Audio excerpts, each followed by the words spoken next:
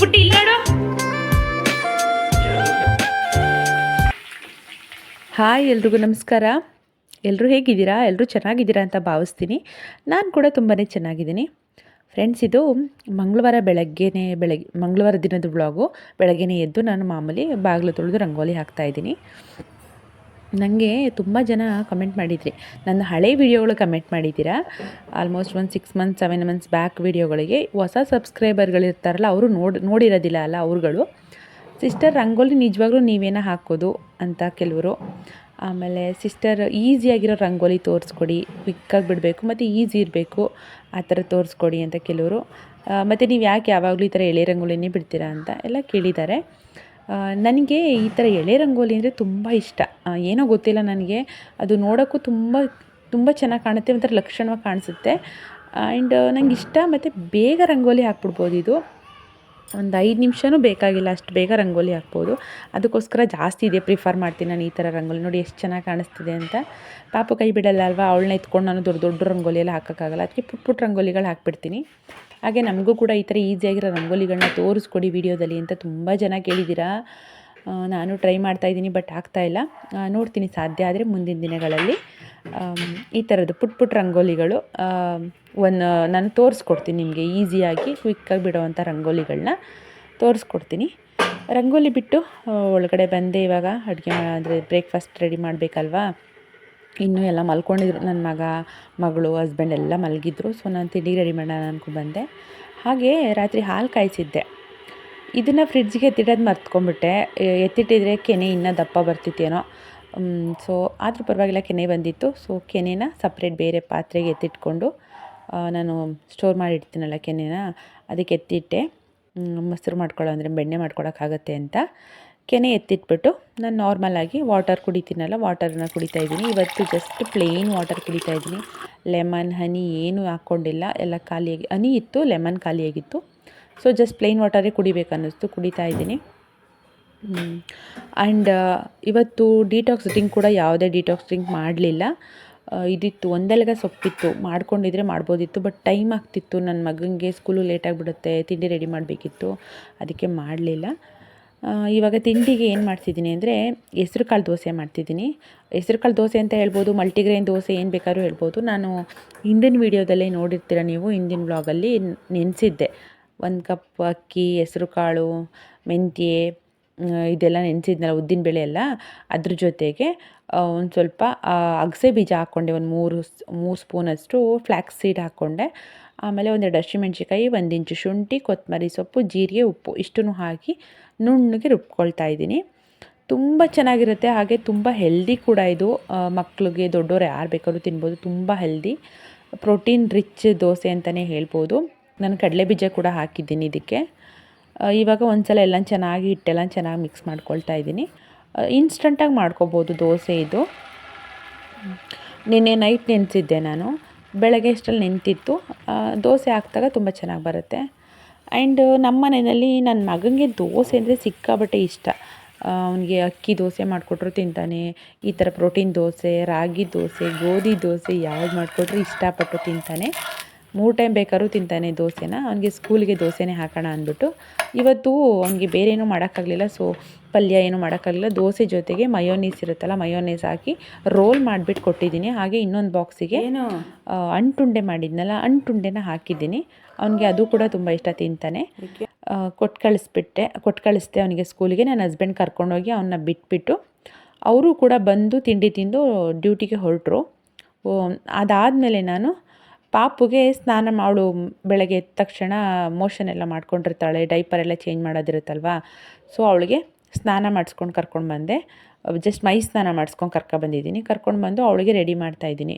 ಮಾಮೂಲಿ body lotion ಹಚ್ಚೋದು, ಫೇಸ್ಗೆ cream ಹಾಕೋದು ಎಲ್ಲ ಹಾಕಿ ಅವಳಿಗೂ ಕೂಡ ರೆಡಿ ಮಾಡಬೇಕು. ತಲೆ ಸ್ನಾನ ಮಾಡಿಸುವಾಗ ಒಂದೊಂದು ಸಲ ನೈಟ್ ಮಾಡಿಸ್ತೀನಿ. ಮೈ ಸ್ನಾನ ಎಲ್ಲ ಬೆಳಗ್ಗೆನೇ ಮಾಡಿಸ್ಬಿಡ್ತೀನಿ. ಮತ್ತು ಇವಾಗ ಹೆಂಗೆ ಅಂತಂದರೆ, ಅವಳು ಮೊದಲೆಲ್ಲ ಸುಮ್ಮನೆ ಮಲಗಿಸ್ಬಿಟ್ಟು ಹಚ್ಚಕ್ಕೆ ಹೋದರೆ ಸುಮ್ಮನೆ ಹಚ್ಚಿಸ್ಕೊಳ್ಳೋಳು. ಇವಾಗ ಹಂಗೆ ಮಾಡೋದೇ ಇಲ್ಲ, ಎಲ್ಲ ಬೇಕು ಅವಳಿಗೆ, ಎಲ್ಲನೂ ಕೇಳ್ತಾಳೆ. ಆಮೇಲೆ ತುಂಬ ಜನ ನನಗೆ ಕೇಳ್ತಿರ್ತೀರ, ಅಂದರೆ ಹೊಸ ಸಬ್ಸ್ಕ್ರೈಬರ್ಗಳು ಅನಿಸುತ್ತೆ, ನೀವು ಪಾಪುಗೆ ಯಾವ ಕ್ರೀಮ್ ಯೂಸ್ ಮಾಡ್ತೀರಾ, ಯಾವ ಲೋಷನ್ ಯೂಸ್ ಮಾಡ್ತೀರಾ, ಮತ್ತು ಪಾಪುಗೆ ಸ್ಕಿನ್ ವೈಟ್ನಿಂಗ್ ಬರೋದಕ್ಕೆ ಏನು ಮಾಡಬೇಕು ಹೇಳಿ ಸಿಸ್ಟರ್ ಅಂತೆಲ್ಲ ಕೇಳಿದ್ದೀರಾ. ಸ್ಕಿನ್ ವೈಟ್ನಿಂಗಿಗೆ ಮಕ್ಕಳಿಗೇನು ಮಾಡೋಕ್ಕಾಗಲ್ಲ, ಬಾದಾಮ್ ಆಯಿಲಲ್ಲಿ ಮಸಾಜ್ ಮಾಡಿದ್ರೆ ಸ್ಕಿನ್ ಸ್ವಲ್ಪ ಲೈಟ್ ಆಗುತ್ತೆ ಅಂತ ಗೊತ್ತಿದೆ. ಅದು ಬಿಟ್ಟರೆ ಬೇರೆದೆಲ್ಲ ಗೊತ್ತಿಲ್ಲ ನನಗೆ. ನಾನಂತೂ ಅವಳು ಹುಟ್ಟಿದಾಗಿಂದನೂ ಸೆಬಾಮೆಡ್ ಪ್ರಾಡಕ್ಟ್ನೇ ಯೂಸ್ ಮಾಡ್ತಿರೋದು. ಸೆಬಾಮೆಡ್ ಅವಳಿಗೆ ಚೆನ್ನಾಗಿ ಸೂಟ್ ಆಗಿದೆ. ನನ್ನ ಮಗನಿಗೆ ಹಿಮಾಲಯ ಯೂಸ್ ಮಾಡ್ತಿದ್ದೆ. ಹಿಮಾಲಯನೂ ಚೆನ್ನಾಗಿದೆ, ಹಿಮಾಲಯ ಅವ್ನಿಗೆ ಚೆನ್ನಾಗಿ ಸೂಟ್ ಆಗಿತ್ತು. ಸೆಬಾಮೆಡ್ಡು ಸ್ವಲ್ಪ ಕಾಸ್ಟ್ಲಿ ಅನ್ನೋದೊಂದು ಬಿಟ್ಟರೆ ಪ್ರಾಡಕ್ಟ್ ವೈಸ್ ಚೆನ್ನಾಗಿದೆ. ಬಟ್ ಅಷ್ಟೇ ಚೆನ್ನಾಗಿ ಬಾಳಿಕೆನೂ ಬರುತ್ತೆ, ಅದು ತುಂಬ ದಿನ ಬಾಳಿಕೆನೂ ಬರುತ್ತೆ. ಹಾಗಾಗಿ ಅದೇ ತೊಗೊಂಡಿದ್ದೀನಿ.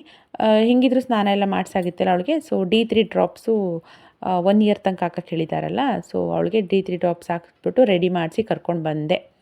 ಫೈನಲಾಗಿ ಅವಳನ್ನ ರೆಡಿ ಮಾಡಿಸಿ ಕರ್ಕೊಂಬರೋ ಅಷ್ಟರಲ್ಲಿ ಇಷ್ಟೊತ್ತಾಗೋಯಿತು. ಅದಾದಮೇಲೆ ಅವಳಿಗೂ ಕೂಡ ನಾನು ದೋಸೆನೇ ತಿನ್ನಿಸ್ತಾಯಿದ್ದೀನಿ, ಹೆಸ್ರು ಕಾಳು ದೋಸೆನೇ ತಿನ್ನಿಸ್ತಾಯಿದ್ದೀನಿ. ಅವಳಿಗೇನು ಸಪ್ರೇಟಾಗಿ ನಾನು ಏನು ಮಾಡೋ ಆ ಥರ ತಿನ್ನಿಸಲ್ಲ, ನಾವೇನು ತಿಂತೀವಿ ಅದನ್ನೇ ತಿನ್ನಿಸ್ತೀನಿ. ತಿಂತಾಳೆ, ಅವಳು ಇಷ್ಟಪಟ್ಟು ತಿಂತಾಳೆ. ಅದಾದಮೇಲೆ ಇವಾಗ ಮಧ್ಯಾಹ್ನಕ್ಕೆ ಅಡುಗೆ ಮಾಡ್ಕೊತಾ ಇದ್ದೀನಿ. ನಾನು ತಿಂಡಿ ತಿಂದುಬಿಟ್ಟೆ, ತಿಂಡಿ ತಿಂದು ಅಡುಗೆ ಮಾಡ್ತಾಯಿದ್ದೀನಿ. ಯಾಕೆ ಬೇಗ ಸಾಂಬಾರು ಮಾಡ್ತಾಯಿದ್ದೀನಿ ಅಂದರೆ, ಇವತ್ತು ಕ್ಲಿನಿಕ್ಕಿಗೆ ಹೋಗಬೇಕು. ಪಾಪುಗೆ ಅಪಾಯಿಂಟ್ಮೆಂಟ್ ತೊಗೊಂಡಿದ್ದೀನಿ, ಡಾಕ್ಟರ್ ಹತ್ರ ಕರ್ಕೊಂಡು ಹೋಗ್ತಿದ್ದೀನಿ. ಯಾಕಂದರೆ ನೈಟು ಮಲಗಿದ್ದಾಗ ಕೆಮ್ಮಕ್ಕೆ ಸ್ಟಾರ್ಟ್ ಮಾಡಿಬಿಡ್ತಾಳೆ. ಕೆಮ್ಮು ಯಾಕೋ ಸ್ವಲ್ಪ ಜಾಸ್ತಿ ಆದಂಗೆ ಅನ್ನಿಸ್ತಿತ್ತು, ಮತ್ತು ಸ್ವಲ್ಪ ರನ್ನಿಂಗ್ ನೋಸಿದೆ ಅವಳಿಗೆ. ಅದಕ್ಕೆ ಹೋಗೋಣ ಅಂತ ಅಪಾಯಿಂಟ್ಮೆಂಟ್ ನಮಗೆ 1:30 ಕೊಟ್ಟಿದ್ದರು. ನಾವು 1:30ಗೆ ಹೋಗಿ ಅಲ್ಲಿ ತೋರಿಸ್ಕೊಂಡು ಬಂದು ಅಡುಗೆ ಮಾಡೋಕ್ಕಾಗಲ್ಲ ಅಲ್ವಾ. ಸೊ ಹೋಗೋಕ್ಕಿಂತ ಮುಂಚೆನೇ ಸಾಂಬಾರು ಮಾಡಿಟ್ಟು ಹೋಗ್ಬಿಟ್ರೆ ಬಂದು ಊಟ ಮಾಡೋಕ್ಕೆ ಸರಿ ಹೋಗುತ್ತೆ, ಅಡುಗೆ ಮಾಡಿಟ್ಟು ಹೋಗ್ಬಿಟ್ರೆ ಅಂತೇಳಿ ಅಡುಗೆ ಮಾಡ್ತಾಯಿದ್ದೀನಿ. ಹಾಗೆ ಇನ್ನೂ ಒಂದು ಬಾಟ್ಲು ಹಾಲಿತ್ತು, ಊರಿಂದ ತಂದಿದ್ದೇನೆ, ಹಾಲಿತ್ತು. ಹಾಲನ್ನ ಕಾಯಿಸಿರಲಿಲ್ಲ, ಅದನ್ನು ಕೂಡ ಇನ್ನೊಂದು ಸ್ಟವ್ ಮೇಲೆ ಇಟ್ಬಿಟ್ಟು ಆ ಕಡೆ ಒಲೆ ಮೇಲೆ ಕಾಯಕ್ಕೆ ಇಟ್ಬಿಟ್ರೆ ನಿಧಾನಕ್ಕೆ ಕಾಯ್ಕೊಳ್ಳುತ್ತೆ ಅಂತೇಳಿ ಹಾಲನ್ನ ಕೂಡ ಇನ್ನೊಂದು ಒಲೆ ಮೇಲೆ ಇಟ್ಟು ಕಾಯಿಸ್ತಾಯಿದ್ದೀನಿ. ಈ ಕಡೆ ಸಾಂಬಾರಿಗೆ ಒಗ್ಗರಣೆ ಕೂಡ ಹಾಕಿದ್ದಾಯಿತು. ಮೇಯ್ನು ಏನಪ್ಪ ಅಂದರೆ ಸಾಂಬಾರನ್ನು ಮಾಡಿಬಿಟ್ರೆ ಟೆನ್ಷನ್ ಇರೋದಿಲ್ಲ, ತಲೆನೋವು ಇರೋದಿಲ್ಲ. ಸಾಂಬಾರು ಇದೆಯಲ್ಲ, ರೈಸ್ ಮಾಡ್ಕೊಂಬಿಡ್ಬೋದು. ಹಾಯ್ ಹಾಯ್ ನಾನು ಪಾಪು ರೆಡಿಯಾಗಿದ್ವಿ. ಅಷ್ಟರಲ್ಲಿ ನನ್ನ ಹಸ್ಬೆಂಡ್ ಬಂದರು, ಅಡುಗೆ ಕೂಡ ಮಾಡಿಟ್ಟಿದ್ದಾಯಿತು. ಅದಾದಮೇಲೆ ಇವಾಗ ಹೊರಡ್ತಾ ಇದ್ದೀವಿ. ಅವಳದು ರಿಪೋರ್ಟ್ಸ್ ಎಲ್ಲ ತೊಗೋಬೇಕಲ್ಲ, ಅದೆಲ್ಲ ತೊಗೊಂಡಿದ್ದೀನಿ ನಾನು. ತೊಗೊಂಡು ಇವಾಗ ಹೊರಟ್ವಿ. ಆ್ಯಂಡ್ ಈ ವಿಡಿಯೋ ಸ್ವಲ್ಪ ಬ್ಲರ್ ಆದಂಗೆ ಅನ್ನಿಸ್ತಾ ಇದೆ, ಲೈಟಾಗಿ ಬ್ಲರ್ ಆಗಿದೆ, ಅಡ್ಜಸ್ಟ್ ಮಾಡ್ಕೊಳ್ಳಿ. ಅದು ಕ್ಯಾಮ್ರಾ ಮೇಲೆ ಏನೋ ಸ್ವಲ್ಪ ನೀರೇನೋ ಬಿದ್ದುಬಿಟ್ಟಿತ್ತು ಅನಿಸುತ್ತೆ, ಗೊತ್ತಾಗಿಲ್ಲ, ನಾನು ನೋಡ್ಕೊಂಡಿಲ್ಲ. ಸೊ ಅಡ್ಜಸ್ಟ್ ಮಾಡ್ಕೊಳ್ಳಿ, ನೆಕ್ಸ್ಟ್ ಟೈಮ್ ಈ ಥರ ಮಾಡಲ್ಲ. ಇವಾಗ ಹೊರಡ್ತಾ ಇದ್ದೀವಿ. ಪಾಪನ ನನ್ನ ಹಸ್ಬೆಂಡ್ ಎತ್ಕೊಂಡೋಗಿ ಬೈಕ್ ಮೇಲೆ ಬೈಕಲ್ಲಿ ಕೂರಿಸ್ಕೊಂಡಿದ್ದಾರೆ. ಇವಾಗ ಹೆಂಗೆ ಅಂದರೆ ಮುಂದೆ ಕೂತ್ಕೊಂಡ್ಬಿಡ್ತಾಳೆ, ನಾನೇ ಕೂತ್ಕೊಳ್ತೀನಿ ಇಂಡಿಪೆಂಡೆಂಟಾಗಿ ಅಂತ. ಬಟ್ ನಾನು ಕೂರಕ್ಕೆ ಬಿಡಲ್ಲ, ನಾನು ಎತ್ಕೊಂಡು ಕೂರಿಸ್ಕೊತೀನಿ. ಇವಾಗ ಕ್ಲಿನಿಕ್ಕಿಗೆ ಹೋಗಬೇಕು. Hello hi hi madam. ಕ್ಲಿನಿಕ್ಕಿಗೆ ಹೋಗಿದ್ದು ತೋರಿಸ್ಕೊಂಡು ಪಾಪುನ ಅಲ್ಲಿಂದ ನಾವು ಮನೆಗೆ ಬರ್ತಾಯಿದ್ವಿ. ಬರಬೇಕಾದ್ರೆ ಅಲ್ಲೊಂದು ಮನೆ ಇದೆ, ನೋಡ್ಕೊಂಡು ಹೋಗೋಣ ಅಂತ ಹೇಳಿದ್ರು. ಸೊ ಇಲ್ಲಿಗೆ ಬಂದ್ವಿ. ಮನೇನೂ ಓಕೆ ಇದೆ, ಇದು ರೂಮು ಮನೇನೂ ಓಕೆ ಅನ್ನಿಸ್ತು ನನಗೆ. ಬಟ್ ಏನಪ್ಪ ಅಂದರೆ ಗಾಳಿ ಬೆಳಕು ಅಷ್ಟೊಂದು ಬರಲ್ಲ ಮನೆ ಒಳಗಡೆ. ಡೇ ಟೈಮಲ್ಲೂ ಲೈಟ್ ಹಾಕ್ಕೋಬೇಕು ಅಂತ ಹೇಳಿದ್ರು, ಅವರೇ ಓನರೇ ಹೇಳಿಬಿಟ್ರು. ಸ್ವಲ್ಪ ಹಿಂದೆ ಆದಂಗಿದೆಯಲ್ಲ, ನೀವು ಸ್ವಲ್ಪ ಲೈಟ್ ಹಾಕ್ಕೊಂಡಿರ್ಬೇಕಾಗುತ್ತೆ ಅಂತ. ಇದು ಕಿಚನು ಓಕೆ ಅನ್ನಿಸ್ತು, ಪರವಾಗಿಲ್ಲ, ಚಿಕ್ಕದಾಗಿದ್ರೂ ಸುಮಾರಾಗಿದೆ ಅನ್ನಿಸ್ತು. ಬಟ್ ನೋಡೋಣ, ಇನ್ನೂ ಫೈನಲ್ ಮಾಡಿಲ್ಲ. ನೋಡ್ಕೊಂಡು ಬಂದು ಮನೆಗೆ ಆರೆಂಜ್ ತೊಗೊಂಡಿದ್ದೆ ಬೆಳಗ್ಗೆ. ಆರೆಂಜ್ ಜ್ಯೂಸ್ ಮಾಡೋಣ ಅಂದ್ಬಿಟ್ಟು ಜ್ಯೂಸ್ ಮಾಡ್ತಾಯಿದ್ದೆ. ಆರೆಂಜ್ ಜ್ಯೂಸ್ಗೆ ನಾನೇನು ಜಾಸ್ತಿ ಯೂಸ್ ಮಾಡಲ್ಲ, ಸ್ವಲ್ಪ ಸಾಲ್ಟ್ ಹಾಕ್ಬಿಟ್ಟು ಒಂದು ಸ್ವಲ್ಪ ಶುಗರ್ ಹಾಕ್ತೀನಿ, ಸ್ವಲ್ಪ ಎಷ್ಟು ಬೇಕಷ್ಟು ನೀರು ಹಾಕ್ಬಿಟ್ಟು ಜ್ಯೂಸ್ ಮಾಡ್ತೀನಿ. ಜ್ಯೂಸ್ ಕೂಡ ರೆಡಿ ಆಯ್ತು. ಇವಾಗ ನನ್ನ ಮಗ ಕೂಡ ಸ್ಕೂಲಿಂದ ಬರೋ ಟೈಮ್ ಅಲ್ವಾ, ಆ ಟೈಮ್ಗೆ ಮಾಡಿದೆ. ಹಾಗೆ ನಾನು ಆರೆಂಜ್ದು ಸಿಪ್ಪೆ ಇರುತ್ತಲ್ಲ, ಅದನ್ನ ಎಸ್ತಿಲ್ಲ, ಹಾಗೆ ಇಟ್ಕೊಂಡಿದ್ದೀನಿ. ಯಾಕೆ ಅಂದರೆ ಒಂದು ಪೌಡರ್ ರೆಡಿ ಮಾಡ್ಕೋಬೇಕು. ಅದನ್ನು ನೆಕ್ಸ್ಟ್ ಯಾವಾಗಾದರೂ ಅದರದ್ದೇ ವೀಡಿಯೋ ಮಾಡ್ತೀನಿ ನಾನು, ಏನು ಪೌಡರು ಏನು ಅಂತ, ಆವಾಗ ನಿಮಗೆ ಕಂಪ್ಲೀಟಾಗಿ ಹೇಳ್ತೀನಿ. ಅದಕ್ಕೋಸ್ಕರ ಸಿಪ್ಪೆನ ಬಿಸಿಲಿಗೆ ಇಟ್ಟಿದ್ದೀನಿ. ಆಮೇಲೆ ನನ್ನ ಮಗಳಿಗೋಸ್ಕರ ಕೆಲವೊಂದು ಐಟಮ್ನ ಆರ್ಡರ್ ಮಾಡಿದ್ದೆ, ಎಲ್ಲ ಬಂದುಬಿಟ್ಟಿದೆ. ಫಸ್ಟ್ ಕ್ರೈನಿಂದ ಆರ್ಡರ್ ಮಾಡಿದ್ದೆ. ಸೊ ನನ್ನ ಮಗ ಎಲ್ಲನೂ ಬಿಚ್ಕೊಂಡು ಅವನೇ ಪಾಪುಗೆ ಅಂತ ತರಿಸಿರೋದನ್ನೆಲ್ಲ ಅವನೇ ಆಟಾಡ್ತಿದ್ದಾನೆ. ಇಲ್ಲಿ ಕಾಣಿಸ್ತಿದೆಯಲ್ಲ ಮಲ್ಟಿ ಕಲರ್ದು, ಅದು ಚೆನ್ನಾಗಿದೆ. ಮಕ್ಕಳಿಗೆ ಮೋಟಾರ್ ಸ್ಕಿಲ್ಸ್ನ ಇಂಪ್ರೂವ್ಮೆಂಟ್ ಮಾಡುತ್ತೆ, ಮತ್ತು ಬ್ರೈನ್ ಚೆನ್ನಾಗಿ ಚುರುಕಾಗುತ್ತೆ ಅಂತ ಹೇಳಿ ಅದರದ್ದೆಲ್ಲ ಇತ್ತು. ಅದು 6+ ಮಂತ್ಸ್ ಬೇಬಿಗಳಿಗೆ ಅಂತ. ಸೊ ತರಿಸಿದ್ದೀನಿ ಪಾಪುಗೆ ಅಂತ, ಅವಳಿಗೆ ಆಟಾಡೋದಕ್ಕೆ ಅಂತ. ಅದು ಒಂದು, ಮತ್ತು ಈಗ ತೋರಿಸ್ತಿದ್ದೀನಲ್ಲ ಇದು ಅಷ್ಟೇ ತುಂಬ ಚೆನ್ನಾಗಿದೆ. ಇದು ನನಗೆ ತುಂಬ ಇಷ್ಟ ಆಗೋಯಿತು. ಇದು ನೋಡಿ, ಅಲ್ಲಿ ಫೈನ್ ಮೋಟರ್ ಸ್ಕಿಲ್ಸ್, ಬ್ರೈನ್ ಡೆವಲಪ್ಮೆಂಟ್ಗೆ, visual training, imaginative skill, imagination ಮಾಡ್ಕೊಂಡು ನಾವು ಏನು ಬೇಕಾದ್ರೂ ಅದರಲ್ಲಿ ಟ್ರೈ ಮಾಡ್ಬೋದು. ಟ್ರೀ ಮಾಡ್ಬೋದು, ಟ್ರಯಾಂಗಲ್ಲು ಶೇಪ್ಸ್ ಎಲ್ಲ ಮಾಡ್ಬೋದು, ಸರ್ಕಲ್ಲು, ಟ್ರಯಾಂಗಲ್ಲು, ರೆಕ್ಟ್ಯಾಂಗಲ್ ಈ ಥರದ್ದೆಲ್ಲ ಮಾಡ್ಬೋದು. ಚೆನ್ನಾಗಿದೆ, ಇದು ನಂಗೆ ಇಷ್ಟ ಆಯಿತು. ಮತ್ತು ಕ್ವಾಲಿಟಿ ಮಾತ್ರ ಸಕ್ಕತ್ತಾಗಿದೆ, ಕ್ವಾಲಿಟಿಲಿ ನೋ ಕಾಂಪ್ರಮೈಸ್, ಅಷ್ಟು ಚೆನ್ನಾಗಿದೆ. ನನಗೆ ಕಡಿಮೆ ಪ್ರೈಸ್ಗೆ ಸಿಕ್ತು ಅಂತಲೇ ಹೇಳ್ಬೋದು. 200 ಅಂದ್ಕೊಳ್ತೀನಿ ಅದೆರಡು. ಅದಾದಮೇಲೆ ಇದೊಂದು ಬಿಗ್ ಬಾಕ್ಸಲ್ಲಿ ಬಂದಿದೆಯಲ್ಲ, ಇದು ಅಷ್ಟೇ ತುಂಬ ಇಷ್ಟಪಟ್ಟು ತರಿಸ್ದೆ ನನ್ನ ಮಗಳಿಗೆ ಅಂತ. ಶಾಪಲ್ಲಿ ನಾನು ಲಾಸ್ಟ್ ವಿಡಿಯೋದಲ್ಲಿ ಹೇಳಿದ್ದೀನಿ ನೋಡಿ ನಿಮಗೆ, ಶಾಪಲ್ಲಿ ಹೋಗಿ ಕೇಳಿದಾಗ ತುಂಬ ಕಾಸ್ಟ್ಲಿ ಅನ್ನಿಸ್ತು ಮತ್ತು ಕ್ವಾಲಿಟಿ ಏನು ಅಷ್ಟು ಚೆನ್ನಾಗಿದೆ ಅಂತ ಅನ್ನಿಸಿರಲಿಲ್ಲ. ಅದಕ್ಕೆ ಬಂದಿರಲಿಲ್ಲ ನಾನು. ಅದಕ್ಕೋಸ್ಕರ ಫಸ್ಟ್ ಕ್ರೈನಲ್ಲೇ ಬುಕ್ ಮಾಡಿದ್ದೆ. ಚೆನ್ನಾಗಿದೆ, ಫಸ್ಟ್ ಕ್ರೈನಲ್ಲಿ ಕ್ವಾಲಿಟಿ ಮಾತ್ರ ಸಖತ್ತಾಗಿದೆ. ಆ್ಯಂಡ್ ಕಲರು ಅಷ್ಟೇ, ನಂಗೆ ಬೇಕಾಗಿದ್ದ ಕಲರೇ ಸಿಕ್ತು. ರೆಡ್ ಕಲರ್, ನನಗೆ ನನ್ನ ಹಸ್ಬೆಂಡ್ಗೆ ರೆಡ್ ಅಂದರೆ ತುಂಬ ಇಷ್ಟ. ಮತ್ತು ಸೀಟ್ ಇದೆಯಲ್ಲ, ಕುತ್ಕೊಳ್ಳೋ ಸೀಟು ಸಾಫ್ಟ್ ಇದೆ ಅದು, ಹಂಗಾಗಿ ಇಷ್ಟ ಆಯಿತು. ಅದು ನಾರ್ಮಲ್ ಚೇರ್ ಥರ ಕೂಡ ಯೂಸ್ ಮಾಡ್ಬೋದು ಮತ್ತು ಫೀಡಿಂಗ್ ಟೇಬಲ್ ಥರ ಕೂಡ ಅದನ್ನು ಯೂಸ್ ಮಾಡ್ಕೋಬೋದು. ಫೀಡಿಂಗ್ ಚೇರ್ ಥರ ಕೂಡ ಅವಳಿಗೆ ಏನಾರು ಹಾಕ್ಬಿಟ್ಟು ಕೂರಿಸ್ಬಿಟ್ರೆ ಅವಳು ತಿನ್ಕೊತಾ ಇರ್ತಾಳೆ ಆ ಥರ. ತುಂಬ ಇಷ್ಟಪಡ್ತಾ ಇದ್ಲು ನನ್ನ ಮಗಳು ಅದ್ರ ಮೇಲೆ ಕೂತ್ಕೊಂಡ್ಬಿಟ್ಟು. ಅದು ಪೀ ಪೀ ಅಂತ ಬೇರೆ ಸೌಂಡ್ ಮಾಡುತ್ತಾ ಸಖತ್ ಖುಷಿಪಟ್ಳು. ಚೆನ್ನಾಗಿದೆ ಅನ್ನಿಸ್ತು. ಬಟ್ ನನ್ನ ಹಸ್ಬೆಂಡ್ ಹೇಳಿದ್ರು ಇನ್ನೊಂದು ಸ್ವಲ್ಪ ಅಂದರೆ ಹೈಟ್ ಇನ್ನೊಂದು ಸ್ವಲ್ಪ ಎತ್ತರ ಇರಬೇಕಿತ್ತು ಅಂತ ಹೇಳ್ತಿದ್ರು ನನ್ನ ಹಸ್ಬೆಂಡು. ಬಟ್ ನನಗೇನೋ ಓಕೆ ಅನ್ನಿಸ್ತು. ನೋಡಿ ನಿಮಗೇನು ಅನ್ನಿಸ್ತು ಹೇಳಿ. ನೋಡಿ ನನ್ನ ಮಗಳಿಗೋಸ್ಕರ ಏನೇನು ತರಿಸಿದ್ದೀನಿ ಅಂತ ಹೇಳಿ.